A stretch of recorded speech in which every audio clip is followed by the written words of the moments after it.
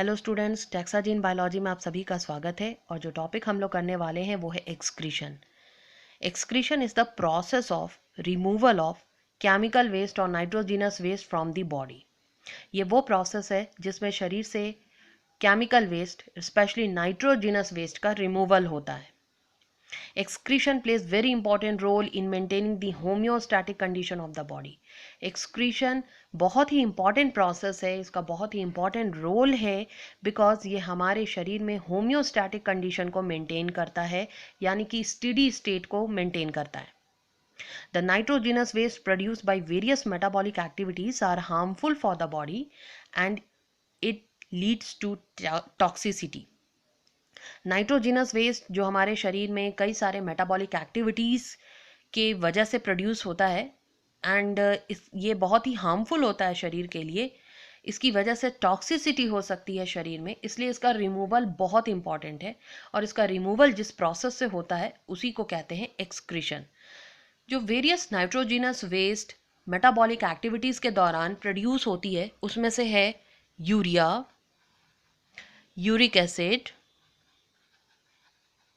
Ammonia etcetera.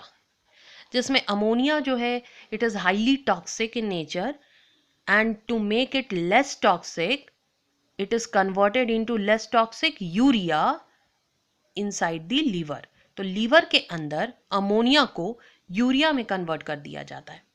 Ammonia जो काफ़ी ज़्यादा टॉक्सिक होता है इसे लेस टॉक्सिक यूरिया में कन्वर्ट कर दिया जाता है in liver. Different organism use different strategies to do this. Different organism में एक्सक्रीशन का प्रोसेस डिफरेंट तरीके से होता है, जैसे कि unicellular organisms like amoeba, paramecium, इन सब में अगर हम लोग देखें, these organism remove these waste by simple diffusion. किस प्रोसेस से होता है? Simple diffusion from the body surface into the surrounding water. तो अमीबा या पारामीशियम में अगर हम लोग देखें तो what will happen?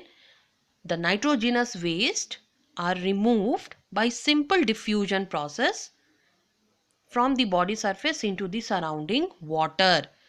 तो जहाँ बॉडी में नाइट्रोजिनस वेस्ट का कंसंट्रेशन ज़्यादा होता है, हायर कंसंट्रेशन से लोअर कंसंट्रेशन की ओर सिंपल डिफ्यूजन प्रोसेस से इसे रिमूव कर दिया जाता है, बॉडी सरफेस से बाहर कर दिया जाता है around the surrounding water. Now excretion in human being में कैसे एक्सक्रीशन होता है वो हम लोग समझेंगे।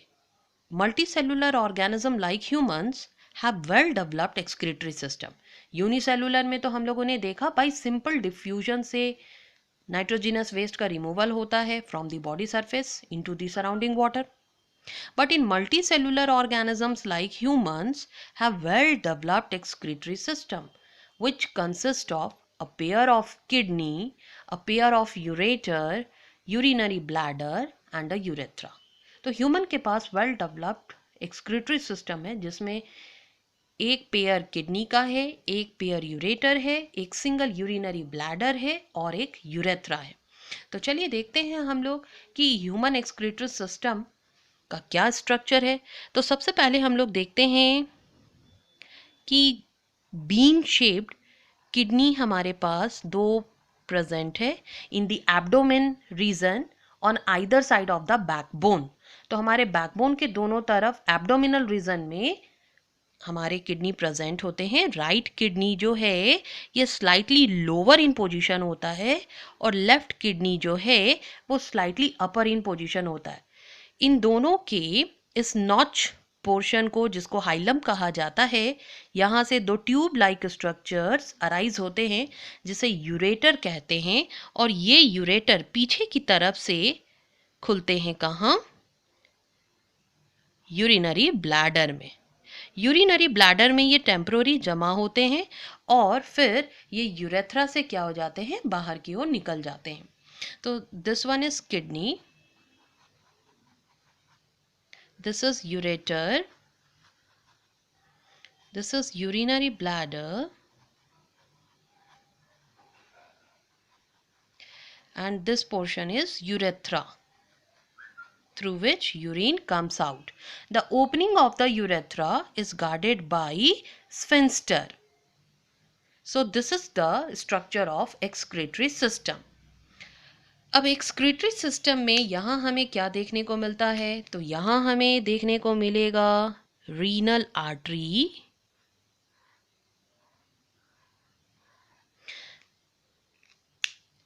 And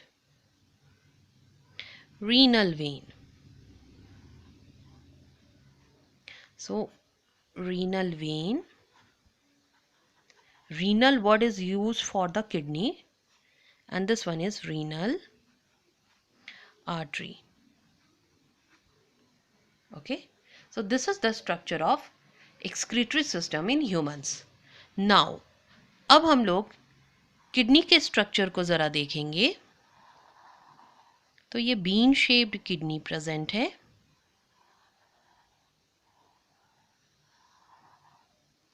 the outer region of the kidney is, अगर इसके इंटरनल स्ट्रक्चर को देखते हैं तो it is divided into two region. The outer region is called cortex and the inner region is called medulla. The inner region, medulla, contains several pyramid-like shape which is called medullary pyramids.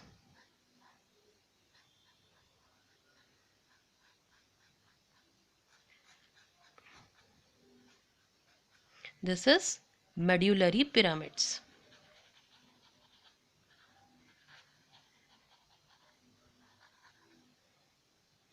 The cortex region, which extends into the medulla region, this extend region of cortex is called column of Bertini.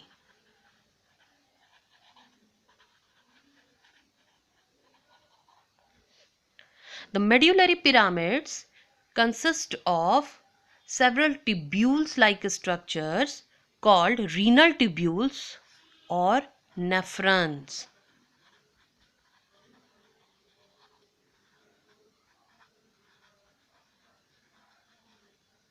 Which is a structural and functional unit of kidney. So nephron is a structural and functional unit of kidney, and each kidney has nearly 1 million nephrons.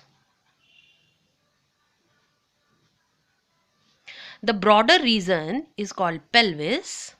This is called pelvis.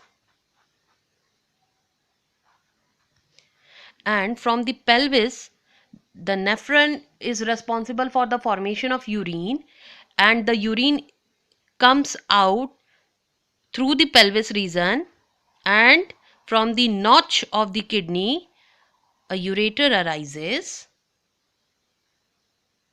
This is ureter, and this notch is called hilum.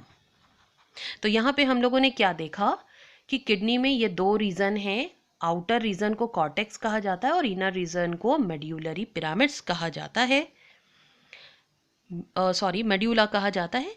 Medulla reason में कई सारे triangular shape के structures होते हैं जिन्हें medullary pyramids कहा जाता है, जिसमें कई सारे ट्यूब्यूल्स लाइक स्ट्रक्चर होते हैं जिसको रीनल ट्यूब्यूल्स या नेफ्रॉन कहा जाता है, which is structural and functional unit of kidney.